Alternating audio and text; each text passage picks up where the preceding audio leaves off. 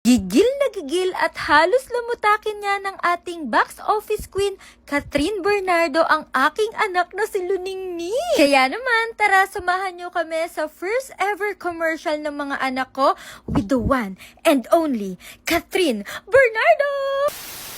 Sino ba namang mag-aakala na sa simpleng pagbablog namin ng mga anak ko ay madidiscover sila at makakasama nila ang isang Miss Catherine Bernardo sa isang commercial shoot. December 2024 ay dumating nga ang biggest break na hindi naman inaasahan ng SP family. Dahil ang anak kong si Luningning at malditang Zoe ay makakasama nga po sa isang commercial shoot. Maaga nga yung call time namin around 6 AM and ang syahala, nakakaloka, may sariling tent po si Luningning at si Zoe. Ganto pala yung itsura ng tent ng mga artista, guys. As in, binild or tinayo lang yan 30 minutes ago tapos may aircon na yan. But anyways, kasama natin ang SP team at si Ate Kyle. Anyways, ang kasama pala natin dito sa shoot ay si Sir Alvin ng Tropang L and maraming salamat, sir. First thing first, dahil nga nasa bagong environment itong mga anak ko is nag-familiarize muna sila, nag-amoy-amoy ng toys, nakipag-socialize sila sa mga staff, sa mga cameraman, kila direct, nakipag-play sila. And sa mga magtataka, bakit kasama si Kiwi? Si Kiwi po ay backup if ever na mag-attitude itong malditang Zoe na to. Yes, pambato ko talaga si Kiwi sa mga tricks, patalinuhan, pero guys, medyo matahol talaga siya and baka matakot si Miss Catherine.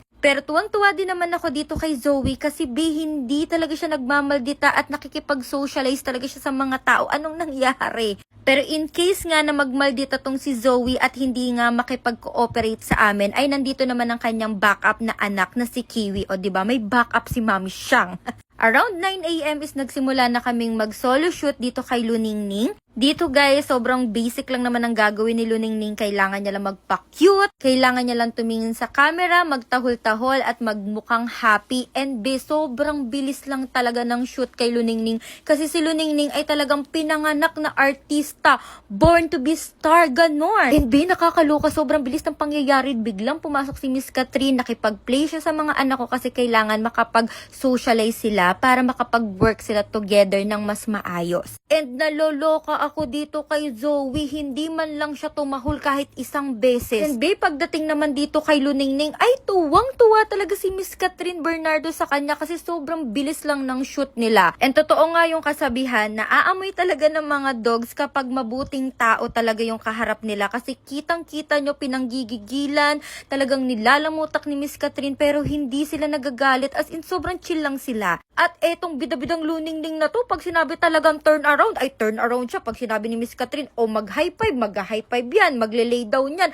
mag-iikot-ikot yan, ay lahat ng talent ay pinakita niya talaga kay Miss Catherine. Kaya tignan nyo naman, grabe, tuwan-tuwa talaga si Miss Catherine, pinanggigilan talaga siya dahil sobrang bilis lang po talaga ng shoot nila. And sa pagkakaalam ko, laway conscious itong si Miss Catherine, pero tignan mo naman kung gaano kadami ang kiss niya kay Luningning. At ang Luningning ay talagang papikit-pikit pa, ay talagang feel na feel ang moment, talagang nag-success ka dyan, anak. Unang beses pa lang sumasalang nito ni Luningning ha, pero marami na pong tuwang-tuwa sa kanya kahit sila direct, yung mga producer, yung mismong client ay tuwang-tuwa talaga kasi ang bait ng batang ito, as in pag sinabing pa-cute ka na Luningning ay magpapakyut talaga yarn. Kaya sa part ni Luningning sobrang smooth talaga, as in chill na chill, walang kahirap-hirap, hindi man lang ata pinagpawisan si Miss Catherine. And habang tinititigan niya namin ang mga anak ko sa monitor, kami ni Ate Kyle ay ang mga OA talagang umiiyak, tumutulo po ang luha naming dalawa. Like parang sobrang napaproud ako sa mga anak ko, sobrang dami na nilang achievements.